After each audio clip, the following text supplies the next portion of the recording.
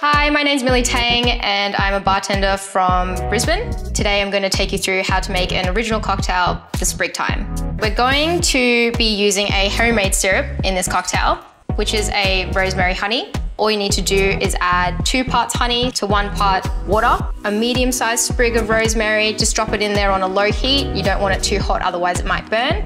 Let it cool to room temperature, strain off your rosemary, pop it in the fridge in an airtight container, and it should stay good for up to 14 days. Honey is one of my favorite ingredients to use. You have that beautiful nutty undernote that comes through as well. It's been in my house ever since I've been young. My mum loves to use it. We have a beehive at home. So first we're going to start with some fresh lime juice, followed by our rosemary honey, followed by our tequila. And we're going to shake this cocktail, so we're going to add some ice to our shaker. This is going to bring down the temperature of our cocktail, make it really nice and cold, as well as add a little bit of dilution to the drink to make those flavors all even out. And we can tell our drink is ready to be cracked. The tin is nice and cold.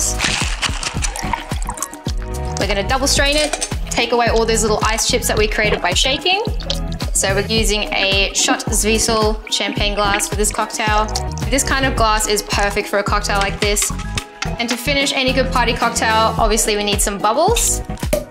Just a splash. Such a beautiful glass. These are very durable and you can stick them through the dishwasher as well. To finish this cocktail off, we're going to add a sprig of rosemary. It smells fantastic. And there you have it. This is the Sprigtime cocktail, and you can create your own by collecting your quality glassware at Coles.